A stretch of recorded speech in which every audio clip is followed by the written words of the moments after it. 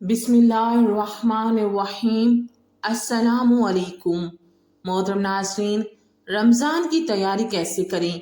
हजूर सल्लल्लाहु अलैहि वसल्लम रमज़ानुल मुबारक का इस्तकबाल कैसे करते थे?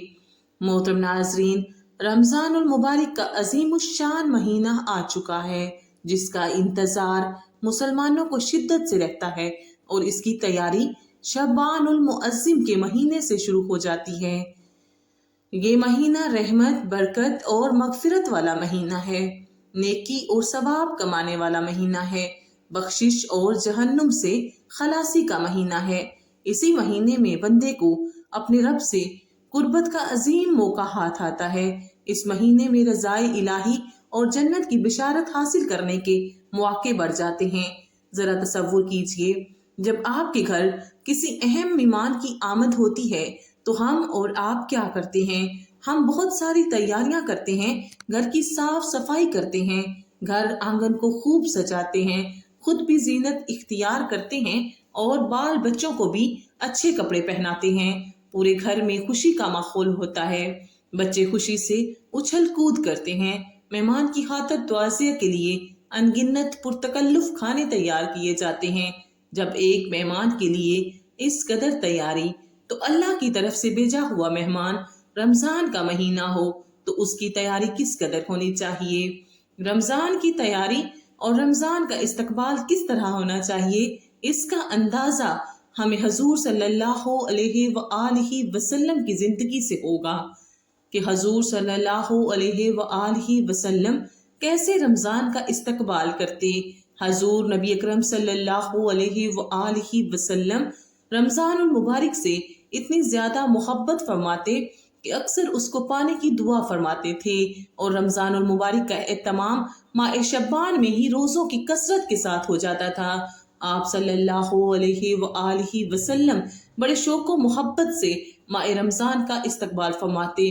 रवायात में आता है, जो जो रमजान के दिन करीब आते जाते लकाए इलाही के इश्तिआक में अन हजूर सल्लल्लाहु अलैहि वसल्लम की तड़प बढ़ती चली जाती। रमजान से 2 माह पेशतर रजब के महीने में ही आप सल्लल्लाहु अलैहि वसल्लम के यहाँ रमजान का तज़किरा शुरू हो जाता। एक रिवायत के मुताबिक अन हजूर सल्लल्लाहु अलैहि वसल्लम रजब के महीना में ये दुआ अर्ज किया करते, जिसका तर्जुमा कुछ यूं है: ए अल्लाह, हमें रजब और शबान में बरकत अता फरमा और रमजान नसीब फरमा।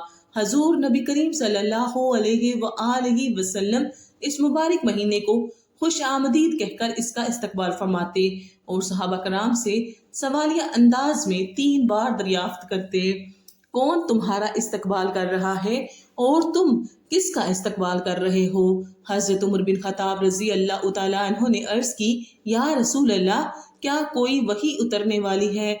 फरमाया, नहीं। अर्ज किया, किसी दुश्मन से जंग होने वाली है? हजूर नबी करीम सल्लल्लाहु अलैहि वसल्लम ने फरमाया, नहीं।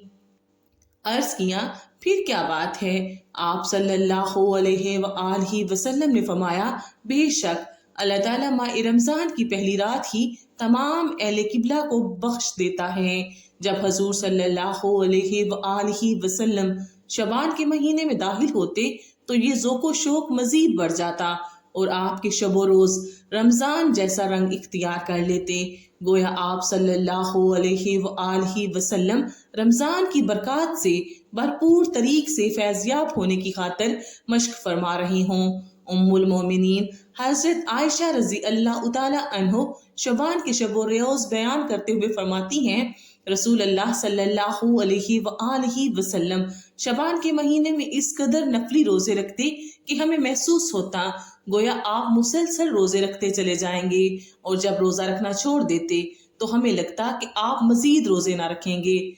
नीज आप रजी अल्लाह तआला अन्हो बयान फरमाती हैं कि मैंने रमजान के अलावा रसूल अल्लाह सल्लल्लाहु अलैहि वसल्लम को कभी पूरे महीने के नफली रोजे रखते नहीं देखा, और जितने रोजे आप सल्लल्लाहु अलैहि वसल्लम शुबान में रखते, मैंने किसी महीने में इससे ज्यादा रोजे रखते आप सल्लल्लाहु अलैहि वसल्लम को नहीं देखा। हजरत उम्मे सलमा रजी अल्लाह तआला अन्हो बयान फरमाती हैं कि नबी करीम सल्लल्लाहु अलैहि वसल्लम سال میں کسی مہینے کے مکمل روزے نہ رکھتے سوائے شعبان کے، اسے رمضان سے ملا دیتے تھے۔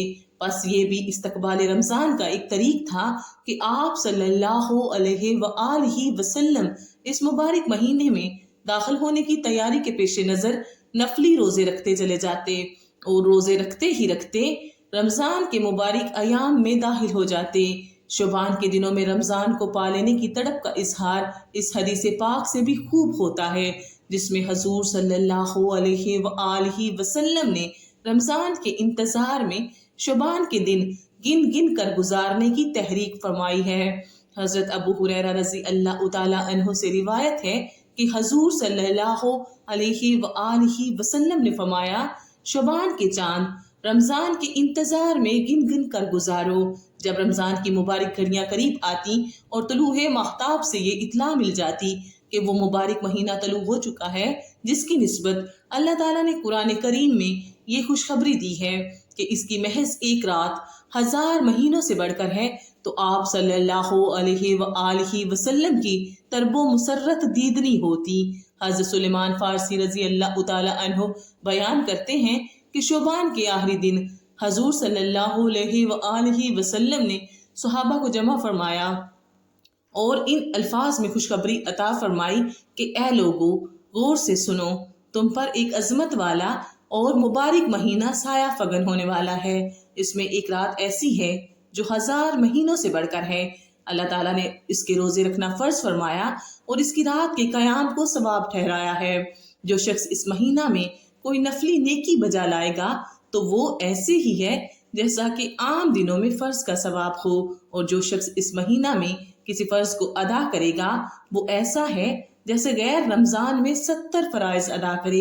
یہ صبر کا مہینہ ہے اور صبر کا بدلہ جنت ہے۔ یہ غمخواری کا مہینہ ہے اور یہ ایسا مہینہ ہے جس میں مومن کا رزق بڑھایا جاتا ہے۔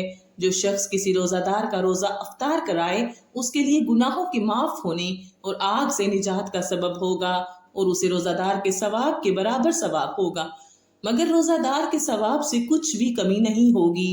اور یہ ثواب ہر اس شخص کو بھی نصیب ہوگا جو دودھ کے ایک گھونٹ، کھجور یا پانی کی ایک بوند سے روزہ افطار کرواتا ہے۔ لیکن جو کسی روزہ دار کو سیر کر دیتا ہے تو اللہ تعالیٰ اس کو میرے حوض سے ایسا شربت پلائے گا کہ پھر اسے کبھی پیاس نہ لگے گی، یہاں تک وہ جنت میں داخل ہو جائے گا۔ اور یہ ایسا مہینہ ہے جس کا اول حصہ رحمت ہے، درمیانی حصہ مغفرت اور آخری حصہ جہنم کی آگ سے آزادی ہے۔ جو شخص اس مہینے میں اپنے غلام اور نوکر کے بوجھ کو ہلکا کر دے تو اللہ تعالیٰ اس کی مغفرت فرما دے گا اور اسے آگ سے آزادی عطا فرمائے گا۔ سبحان اللہ۔ آخر میں اللہ رب العزت سے یہی دعا ہے کہ اللہ تبارک و تعالی ہم سب کو ماہ رمضان کی بابرکت گھڑیوں سے لطف اندوز ہونے کی توفیق عطا فرمائے اور ہماری عباداتوں کو قبولیت کا درجہ بخشے، آمین۔ اللہ پاک آپ سب کا حامی و ناصر ہو۔ آپ سب کو ماہ رمضان المبارک مبارک ہو۔